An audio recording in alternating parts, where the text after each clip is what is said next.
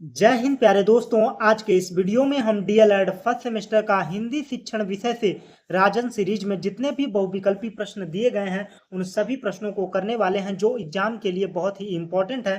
तो चलिए बढ़ते हैं प्रश्नों की ओर। तो पहला प्रश्न है, मूल स्वर हैं आ ई उ, अ ई उ री, ए ऐ ओ अ।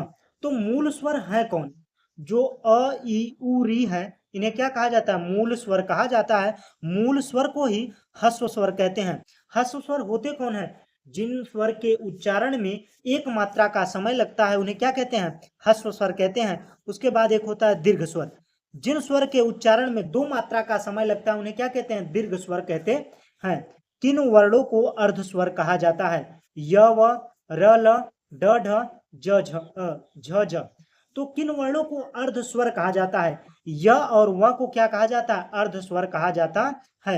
य व र ल इनको क्या बोला जाता है? अंतस्थ व्यंजन बोला जाता है। और ड और ढ को क्या बोला जाता है?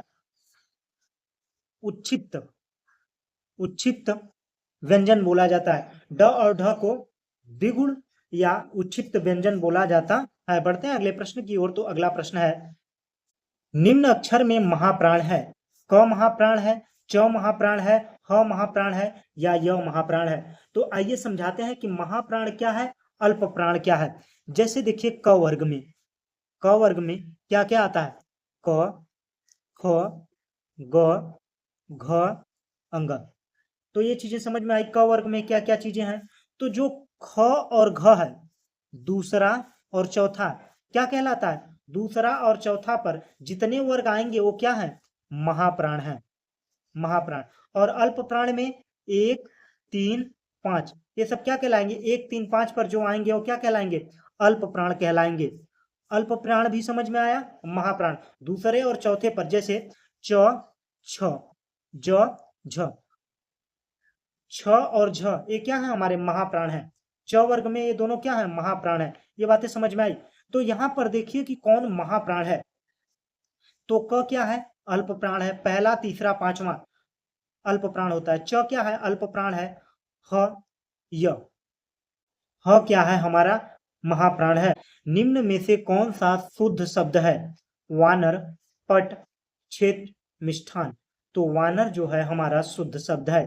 जंगम का विलोम शब्द है पुष्ट, स्थावर, स्थिर, पूर्ण। तो जंगम का विलोम शब्द होता है स्थावर। वर्ण द और य से मिलकर संयुक्त वर्ण बनता है घ, ध। जो विद्यालय में ध होता है, दया इनमें से कोई नहीं। तो द और य मिलाकर ध बनता है। बढ़ते हैं अगले प्रश्न की ओर। तो अगला प्रश्न है, वर्णमाला का आशय है शब्द समूह से, वर्णों के संकलन से, वर्णों के व्यवस्थित समूह से, शब्द रचना से। वर्णों के सुव्यवस्थित वर्णों के व्यवस्थित समूह को क्या कहा जाता है? वर्णमाला कहा जाता है। और हिंदी भाषा में मूलतः वर्णों की संख्या मानी जाती है 52। अयोगवाह है विसर्ग, अल्प प्राण, महाप्राण, संयुक्त व्यंजन। अयोगवाह है क्या? सबसे पहले यह जानिए।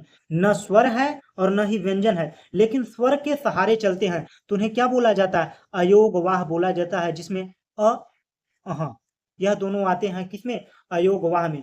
तो अयोगवाह में विसर्ग जो है, जो ऐसे ऐसे विंदी अतः लिखा जाता है, तो ये जो विंदी है क्या है? विसर्ग है। तो अयोगवाह क्या है? विसर्ग है। ऑप्शन अ सही होगा।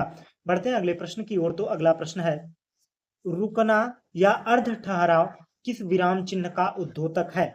योजक चिन्ह, पूर्ण विराम, अल्प विराम, विस्मय बोधक। तो योजक चिन्ह जब दो शब्दों को जोड़ने वाला होता है उसे क्या कहते हैं? योजक चिन्ह कहते हैं। जैसे माता, पिता के बीच में जो निशान दिया होता है क्या है? योजक चिन्ह है। पूर्ण विराम जब हमारा पूरा वाक्य समाप्त होता है तो वहां पर क्या लगाया जाता है? पूर्ण विराम लगाया जाता है। अल्प विराम जब बीच में किसी वाक्य को बिना पूरा हुए बीच में थोड़ा सा ठहराव होता है जो, उसे क्या बोलते हैं? अल्प विराम कहते हैं। और यही ऑप्शन सही होगा। विस्मय बोधक चिन्ह किसे कहते हैं? हर्ष, शोक, दुख, घृणा आदि के उद्योतक शब्दों को किससे प्रदर्शित किया जाता है? विस्मय बोधक चिन्ह से प्रदर्शित किया जाता है।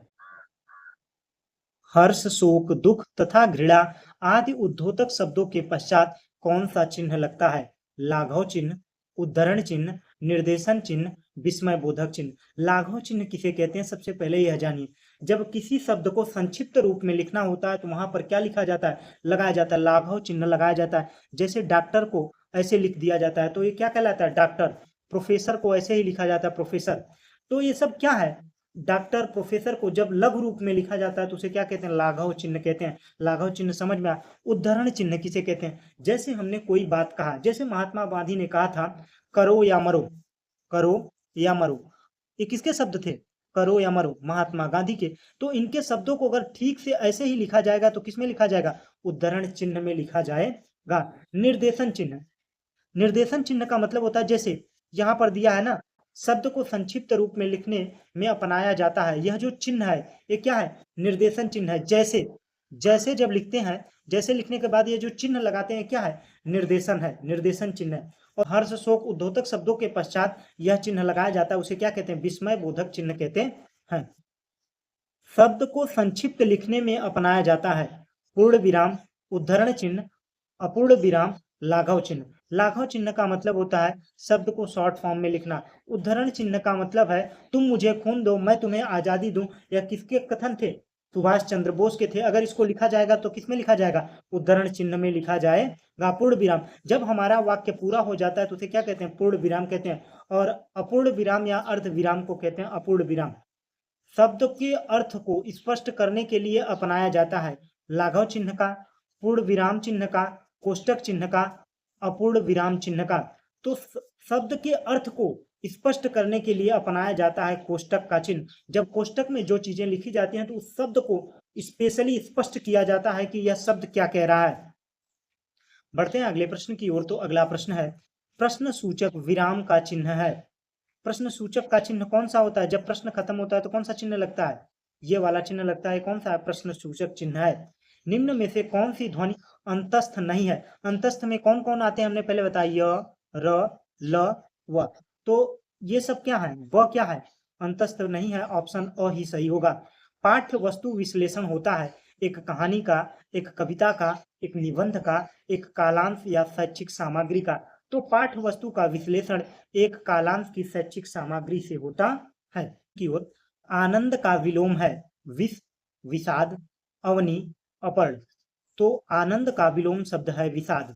विरोध शब्द का विलोम शब्द है सहमत, सहायता, समर्थन, अनुरोध। तो विरोध का काम क्या करता है, उल्टा होता है समर्थन। स, स, स, ह व्यंजन कहलाते हैं। उष्म व्यंजन, अंतस्थ व्यंजन, संयुक्त व्यंजन, द्विगुण व्यंजन। तो जैसे त्र हुआ, ज्ञ हुआ, ये सब क्या है, संयुक्त व्यंजन है। उष्म व्यंजन क्या होते हैं, स, स, स, ह, ये क्या है, उष्म व्यंजन है। तो उष्म व्यंजन में कौन कौन आएंगे, स, स, स, ह। अंतस्थ व्यंजन में आएंगे य, र, ल, व। द्विगुण व्यंजन में आएंगे ड और ढ। इन्हें उच्छिष्ट व्यंजन भी कहा जाता है। अहि शब्द का अर्थ है सर्प, शार्दुल, निप्र, भौरा। तो अहि शब्द का अर्थ है सर्प। बढ़ते हैं अगले प्रश्न की ओर। तो अगला प्रश्न है, पहले दिया था जंगम, अब दिया है अस्थावर। अस्थावर का विलोम शब्द होता है जंगम। निम्नलिखित में से शुद्ध शब्द है कुमुदनी, कुमुदिनी, कुमुदनी, कुमुदिनी। तो कुमुदिनी यह है शुद्ध शुद्ध शब्द है। बढ़ते हैं अगले प्रश्न की ओर। तो अगला प्रश्न है, शुद्ध वर्तनीय वाला शब्द है श्रृंगार, श्रृंगार, श्रृंगार, श्रृंगार, श्रृंगार। तो कौन सा सही है, यह सही है, श्रृंगार। भाषा संसार का नादमय चित्र है, यह कथन किसका है, तो यह कथन सुमित्रा नंदन पंत का है, जिन्हें प्रकृति कवि भी कहा जाता है। सुमित्रानंद को क्या कहा जाता है, प्रकृति कवि। देवनागरी लिपि की विशेषता से संबंधित नहीं है, जो बोला जाता है वही लिखा जाता है, यह देवनागरी की विशेषता है। एक वर्ण से दूसरे वर्ण का भ्रम नहीं होता है, यह देवनागरी लिपि की विशेषता है। सिरा रेख का प्रयोग अनावश्यक है, केवल अलंकरण के लिए यह गलत है, क्योंकि जैसे किसी भी शब्द को अलग करना होता है तो उसके ऊपर जो क्षैतिज रेखा खींची जाती है, जैसे पवन लिखा, तो पवन के ऊपर ये जो क्षैतिज रेखा खींची गई है क्या है, सिरा रेखा। इसका आवश्यकता है क्योंकि यह शब्द को अलग करता है और स्पष्ट करता है, तो इसलिए सिरा रेख बहुत जरूरी है, इसलिए 100 वाला गलत होगा। एक वर्ण संकेत से अनिवार्य एक ही ध्वनि व्यक्त होती है, जैसे क से क वाला ही ध्वनि व्यक्त होगा। अंग्रेजी में सबसे बुरी आदत यही है, जैसे लिखा जाता है पुट, अब जैसे कट लिखा गया, बट लिखा गया, तो पीयूटी पट होना चाहिए ना, बट कट पट होना चाहिए, लेकिन यहाँ पर क्या है, पुट है। लेकिन जो लिखा जा रहा है, जो संकेत है, उसका ध्वनि वही नहीं निकलता है। सबसे बड़ी अंग्रेजी की कमी है। बढ़ते हैं अगले प्रश्न की ओर। तो अगला प्रश्न है, भाषा की सबसे छोटी इकाई व्यंजन, शब्द, स्वर, वर्ण। तो भाषा की सबसे छोटी इकाई वर्ण होती है।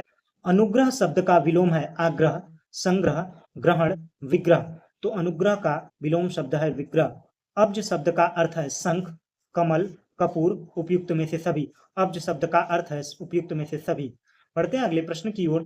तो क से म तक के व्यंजन कहलाते हैं। क वर्ग से लेकर क वर्ग से लेकर प वर्ग तक में जितने भी व्यंजन कहलाते हैं वो क्या कहलाते हैं? स्पर्श व्यंजन कहलाते हैं। स, फ, स, ह ये क्या है? ऊष्म व्यंजन है। य, र, ल, व ये क्या है? अंतस्थ व्यंजन है। संयुक्त व्यंजन में छ, त्र, ज्ञ ये सब क्या है? संयुक्त व्यंजन है। निम्न में से कौन सा समुद्र का पर्यायवाची नहीं है? जलधि, पायोधि, उदधि, उर्वशी।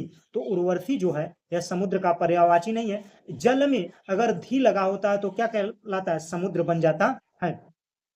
ऐसे याद रखिए, अगर कहीं डाउट हो रहा है, अगर बहुत ज्यादा डाउट है, अगर धी लगा है तो वही सही होगा। निम्न में से कौन सा शब्द हिमालय पर्यायवाची नहीं है? हिमालय का पर्यायवाची कौन सा नहीं? गिरिराज, गिरिजेश, हिमाद्री, नगराज। तो गिरिजेश जो है वह हिमालय का पर्यायवाची नहीं है। बढ़ते हैं अगले प्रश्न की ओर। निम्नलिखित में से कौन सा सरस्वती का पर्यायवाची नहीं है?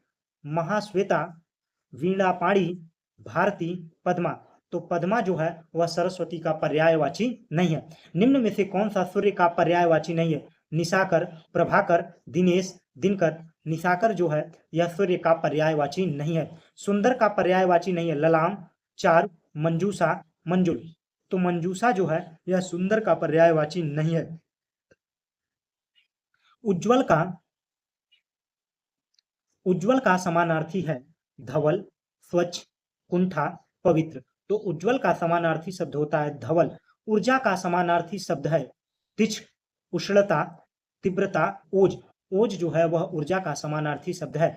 गृह कार्य में प्रश्न करवाए जाते हैं। अवबोध की दृष्टि से, ज्ञान की दृष्टि से, अ ब दोनों इनमें से कोई नहीं। तो अवबोध की दृष्टि से भी और ज्ञान की दृष्टि से भी गृह कार्य के प्रश्न करवाए जाते हैं। वाचन शिक्षण की विधि है संप्रेषण विधि, अनुकरण विधि। अगर वाचन शिक्षण किसी को देना है तो उसमें संप्रेषण भी होगा, वह बोले भी, और अनुकरण अनुकरण करना मतलब कॉपी करे भी। अगर जैसे हम बोल रहे हैं, बोलो बेटा रमन, तो लड़का भी बोल रहा है, तो वाचन में संप्रेषण भी जरूरी है, अनुकरण भी जरूरी है, इसलिए ऑप्शन स सही होगा। मौन वाचन शिक्षण का उद्देश्य है मनन शक्ति का विकास करना, तार्किक योग्यता का विकास करना। जब आप किसी भी चीज को, किताब को पढ़ते हैं, मन में मौन वाचन करते हैं, तो मन की शक्ति का भी विकास होता है। और तार्किक योग्यता का मतलब उसमें समझ बनाते हैं, क्योंकि शब्द बोलते हुए चले जाते हैं तब तो ध्यान नहीं देते, लेकिन जब आप मन में पढ़ते हैं तो उससे तार्किक योग्यता बढ़ती है, तर्क करते हैं कि कैसे यह समझ में आए, तो समझ कर आप पढ़ते हैं जब मौन वाचन करते हैं। लेखन शिक्षण की प्रमुख विधि है बोलने का कौशल, लिखने का कौशल, पढ़ने का कौशल, उपयुक्त में से सभी। तो लेखन शिक्षण की प्रमुख विधि लिखने का कौशल है। वाचन शिक्षण का उद्देश्य है बोलने का कौशल, पढ़ने का कौशल, अ ब दोनों। जब वाचन शिक्षण देना है तो बालक को बोलने का भी कौशल होना चाहिए और पढ़ने का भी। जब वह पढ़ेगा तो बेहतर तरीके से बोल पाएगा, नए नए शब्दों को सीख पाएगा। य, र, ल, व व्यंजन कहलाते हैं अंतस्थ व्यंजन। यह मैंने क्लियर कर दिया है। देखिए, इससे जो मैंने डिटेल में पढ़ाया है वो प्रश्न, वो एक बार नहीं आया, वो कई बार आए हैं, इसलिए हमने पूरे ऑप्शन को डिटेल में बताया। अगर आप लोगों को वीडियो अच्छा लग रहा हो ना, तो भाई प्लीज यार वीडियो को लाइक कर दो, दोस्तों के साथ शेयर कर दो, और चैनल पर नए हो तो पहले चैनल को सब्सक्राइब कर लो। द्विज शब्द का अर्थ है ब्राह्मण, दांत, पक्षी। तो द्विज शब्द का यह सभी अर्थ होता है। बढ़ते हैं अगले प्रश्न की ओर। तो अगला प्रश्न है, लिपि विकास का प्रथम सोपान है चित्र विधि, चित्रलिपि, वर्ण लिपि, अक्षर लिपि, इनमें से कोई नहीं। तो यहाँ पर दो दिया है, तो आइए स्पष्ट करते हैं। लिपि विकास का प्रथम सोपान, जब आप पहले विद्यालय में जाते हैं तो विद्यालय में पढ़ाया जाता है क से कबूतर।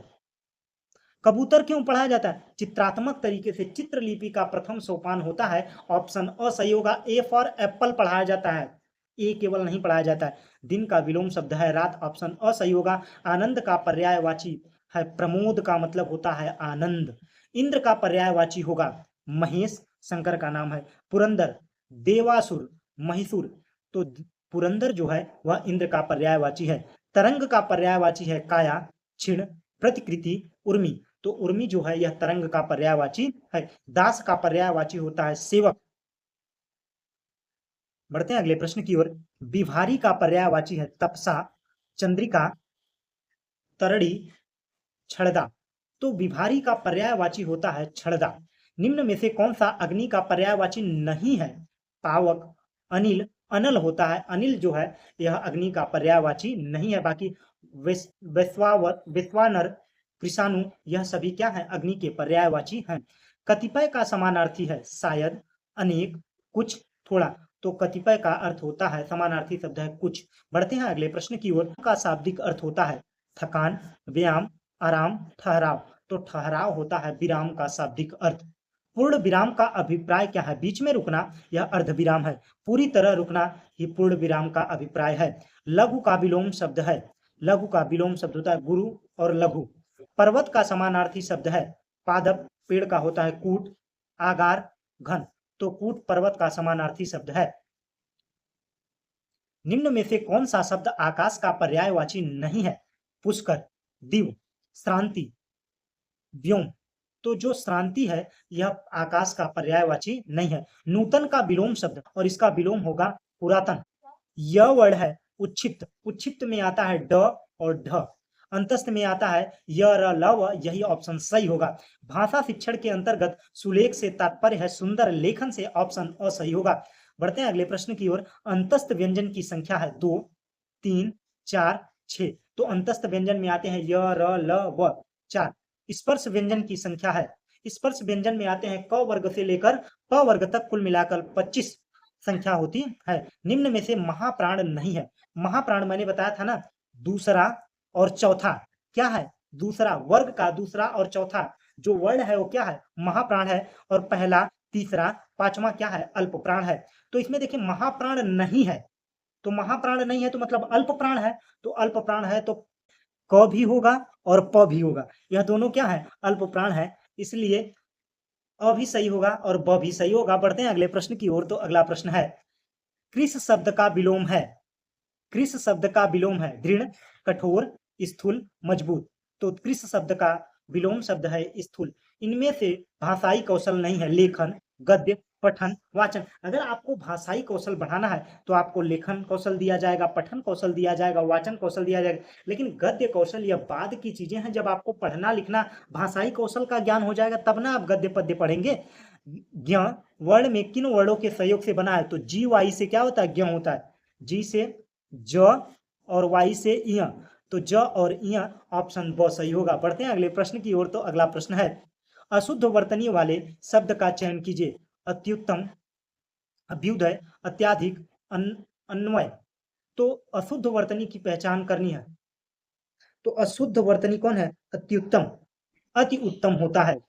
जल शब्द में समाहित स्वर वर्ण है आ, अ, उ, उ। तो जल शब्द में अ वर्ण समाहित है। पढ़ते हैं अगले प्रश्न की ओर। तो अगला प्रश्न है, कलम पकड़ने की सही विधि है।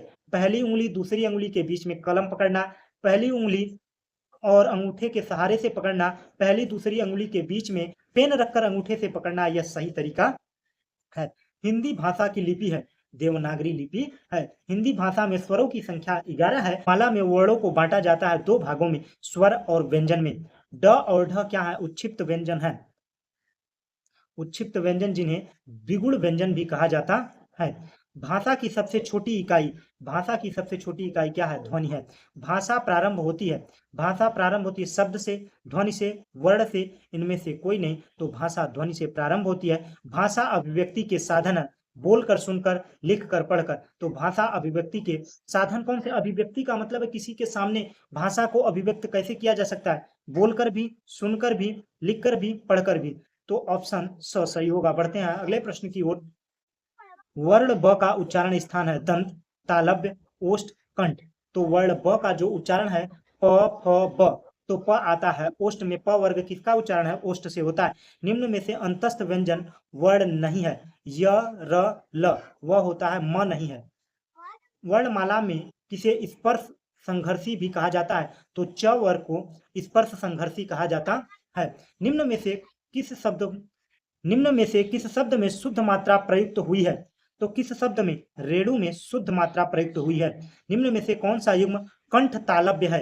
ए और अ जो है यह कंठ तालव्य है। बढ़ते हैं अगले प्रश्न की ओर। अ का उच्चारण स्थान है कंठ ओष्ठ, दंत ओष्ठ, तालव्य। तो कंठ ओष्ठ अ का उच्चारण स्थान है। निम्न में से स्पर्श संघर्षी कौन सा है? च है। च वर्ग में जितने भी हैं वह स्पर्श संघर्षी हैं। ऊष्म व्यंजन में स ह आता है। व का उच्चारण स्थान है दंत ओष्ठ, ओष्ठ, दंत, तालव्य। तो वह शब्द का जो उच्चारण है दंत ओष्ठ है। प वर्ण का उच्चारण स्थान क्या है? तो प वर्ण का उच्चारण स्थान ओष्ठ है। निम्न में से कौन सा ऊष्म व्यंजन नहीं है? स, ह। र को क्या कहा जाता है? लुंठित वर्ण भी कहा जाता है। निम्न में से कौन सा सही है? ड, ड को वर्णमाला में स्थान प्राप्त है? नहीं। पहला तथा तीसरा वर्ण महाप्राण है। पहला, तीसरा, पांचवा अल्प प्राण होता है। दूसरा, चौथा महाप्राण होता है। च, छ, ज, झ स्पर्श संघर्षी हैं। यही ऑप्शन सही होगा। य, र, ल, व जो है अंतस्थ व्यंजन है। उष्म उष्ण व्यंजन कौन है? उष्म व्यंजन स, ह। निम्नलिखित में से कौन सा सही शब्द है? परीक्षा, परीक्षा, परीक्षा, परीक्षा। तो ऑप्शन ब सही है। उपकार का विलोम शब्द है निंदा, बुराई, अपकर्ष, अपकार। तो उपकार का विलोम शब्द है अपकार। ऐश्वर्य का विलोम शब्द है वैभव, अनैश्वर्य, दरिद्रता, विलासिता। तो अनैश्वर्य जो है ऐश्वर्य का विलोम शब्द है। ओजस्वी का विलोम शब्द है निस्तेज, कायर, आलसी, भीरु। तो ओजस्वी का निस्तेज ऑप्शन अ सही होगा। बढ़ते हैं अगले प्रश्न की ओर। तो अगला प्रश्न है हिंदी वर्णमाला में वर्णों की संख्या है 53, 52, 51, 50। तो हिंदी वर्णमाला में कुल 52 वर्णों की संख्या है। वर्णों की संख्या 52 है। संयुक्त व्यंजन की संख्या कितनी है? संयुक्त व्यंजन की संख्या 4 है। ऑप्शन स सही होगा।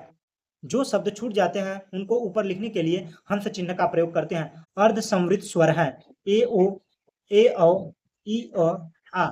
तो अर्ध समृद्ध स्वर जो है ए और अ हैं। बढ़ते हैं अगले प्रश्न की ओर। कंठ ध्वनि सही प्रयोग। कंठ ध्वनि का सही प्रयोग है कुर्सी, मेज, खड़क, दवात। तो खड़क जो है खड़क में कंठ ध्वनि का सही प्रयोग है। वर्ण ल को क्या कहा जाता है? ओष्ठ, दंत, तालव्य, कंठ। तो ल वर्ण का उच्चारण तालव्य से होता है। स का उच्चारण स्थान है ओष्ठ, कंठ, तालु, दंत। तो स वर्ण का उच्चारण तालु है। निम्न में से ह्रस्व ध्वनि है अ, आ, ओ, ई। तो ह्रस्व स्वर में आता कौन कौन है? जो मूल स्वर है वही क्या है? ह्रस्व स्वर है। तो ऑप्शन द सही होगा। यह पहला ही प्रश्न था। देखिए केवल प्रश्न को बदल बदल के उसने पूछा है। मैंने काफी डिटेल से शुरुआत में काफी डिटेल से पढ़ा है। इसीलिए डिटेल में पढ़ा है कि जिससे जो प्रश्न है ना वो आपको बेहतर तरीके से समझ में आए, बाद में हमें समझाना ना पड़े, इसलिए हमने डिटेल में पढ़ा है। तो ये चीजें समझ में आई। ह्रस्व स्वर नहीं है। तो अ, ई, अ, उ जो है आ जो है वह ह्रस्व स्वर नहीं है। करुण का विलोम है कुपित, कृतघ्न, निष्ठुर, शीलवान। तो करुण का विलोम शब्द है निष्ठुर। ऑप्शन स सही होगा। कृत्रिम का विलोम शब्द है असली, सहज, निर्मित, प्राकृतिक। कृत्रिम का मतलब है आदमी द्वारा बनाया गया और विलोम क्या होगा? प्रकृति।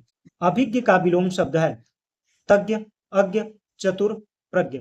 तो अभिज्ञ का विलोम शब्द होगा अज्ञ। ऑप्शन ब सही होगा। इष्ट का विलोम शब्द है इष्ट का विलोम है शत्रु, प्रतिद्वंदी, अनिष्ट, विरोधी। तो इष्ट का विलोम शब्द है अनिष्ट। निम्न में से किस वर्ण का उच्चारण कंठ से नहीं है? क वर्ण का कंठ से होता है, ख का भी होता है, ग का होता है, लेकिन ढ जो है ढ से ढक्कन वाला ये किसमें है? यह द्विगुण व्यंजन है या उच्छिप्त व्यंजन है। संयुक्त वर्ण नहीं है। छ जब दो वर्णों के मेल से जो बनते हैं वो क्या है? संयुक्त व्यंजन है। त्र, री, ज्ञ। तो इसमें री जो है यह संयुक्त वर्ण नहीं है। बढ़ते हैं अगले प्रश्न की ओर। निम्न में से उच्चारण बिना बाधा अवरोध के होता है तो ऐसे वर्ण को कहा जाता है स्वर, और जिनके उच्चारण में बाधा उत्पन्न होती है उन्हें कहा जाता है व्यंजन। निम्न में से असत्य है त ओष्ठ व्यंजन है, स उष्म व्यंजन है, फ ओष्ठ व्यंजन है, छ संयुक्त व्यंजन है। तो असत्य पूछा है तो त जो है वो क्या है? दंत व्यंजन है, ओष्ठ नहीं है। प वर्ग जो है ओष्ठ है। च वर्ग का जो उच्चारण है वो किससे होता है? तालव्य से होता है। ऑप्शन अ सही होगा। बढ़ते हैं अगले प्रश्न की ओर। निम्न में से कौन सा पार्श्विक वर्ण है? य, र, ल, व। तो ल जो है वह पार्श्विक वर्ण है। पार्श्विक वर्ण किसको बोला जाता है? ल को बोला जाता है। निम्नलिखित में से उच्छिप्त व्यंजन है। उच्छिप्त व्यंजन को द्विगुण व्यंजन ड और ढ है। ज्ञ को वर्णमाला में माना जाता है संयुक्त व्यंजन, द्विगुण व्यंजन, स्वर व्यंजन। तो ज्ञ को संयुक्त व्यंजन माना जाता है। निम्नलिखित में से कौन सा शुद्ध है? आधीन, अधीन, आधीन। इनमें से कोई नहीं। तो अधीन जो है वह शुद्ध है। बढ़ते हैं अगले प्रश्न की ओर। मॉन्टेसरी विधि का उपयोग करते हैं मौन वाचन में, सस्वर वाचन में, लेखन शिक्षण में, उपयुक्त में से सभी में। तो लेखन शिक्षण में हम क्या करते हैं? मॉन्टेसरी विधि का उपयोग करते हैं। छ संयुक्त वर्ण संयोग से बनता है, क और स से, क और स से, क और ज से, क और स से। तो क और स से बनता है छ, क्योंकि के या यच से बनता है छ। पर्वत शब्द का समानार्थी शब्द है, पर्वत का समानार्थी शब्द है कूट। निम्न में से कौन सा मूर्धन्य ध्वनि नहीं है? तो ट, ढ, ड ये क्या है? मूर्धन्य है, लेकिन ड क्या है? मूर्धन्य नहीं है, क्योंकि यह उच्छिक्त है या द्विगुण व्यंजन है। ध्वनि का उच्चारण स्थान के आधार पर होता है, तालव्य। यह प्रश्न ही गलत है। बढ़ते हैं अगले प्रश्न की ओर। दंत ओष्ठ से उच्चारित होने वाले व्यंजन है। दंत ओष्ठ से फ, व, य, र, क, च, ट, ठ। तो इसमें कौन से ऐसे वर्ण हैं जो दंतोष्ठ से उच्चारित होते हैं? तो फ और व जो हैं दंतोष्ठ से। संयुक्त स्वर, जब दो वर्णों के मेल से जो स्वर बनते हैं उन्हें क्या कहा जाता है? संयुक्त स्वर बोला जाता है। तो संयुक्त स्वर है कौन? तो जितने भी दीर्घ स्वर हैं वो क्या है? हमारे संयुक्त स्वर हैं। वर्णमाला में अंतस्थ व्यंजन 4 होते हैं, य, र, ल, व। वर्ण में स, स, ह कौन से व्यंजन कहे जाते हैं? स्पर्शी, संघर्षी, अ, ब दोनों, इनमें से कोई नहीं। तो स, स, ह यह कहे जाते हैं, संघर्षी भी कहे जाते हैं, स्पर्श संघर्षी टोटल बोले जाते हैं। शब्दों के शुद्ध उच्चारण का विकास होता है वाचन शिक्षण के द्वारा, लेखन शिक्षण के द्वारा, अ, ब दोनों के द्वारा, इनमें से कोई नहीं। तो शब्दों के शुद्ध उच्चारण का विकास वाचन शिक्षण द्वारा भी होता है और लेखन शिक्षण द्वारा भी होता है। ध्वनि के नियम का प्रारंभ किया। ग्रासमन ने, ग्रियसर ने, भोलानाथ तिवारी ने, चौक्सिक ने। तो ध्वनि के नियम का प्रारंभ किया था ग्रियसर ने। ऑप्शन ब सही होगा। हिंदी में कितनी बोलियां प्रचलित हैं? 3, 12, 18, अनगिनत। तो हिंदी में कुल 18 बोलियां प्रचलित हैं। आज के वीडियो में बस इतना ही। अगर आप लोगों को वीडियो अच्छा लगा हो तो वीडियो को लाइक कीजिएगा और चैनल पर नए हो तो भाई प्लीज यार चैनल को सब्सक्राइब कर लीजिएगा। Thanks for watching. जय हिंद।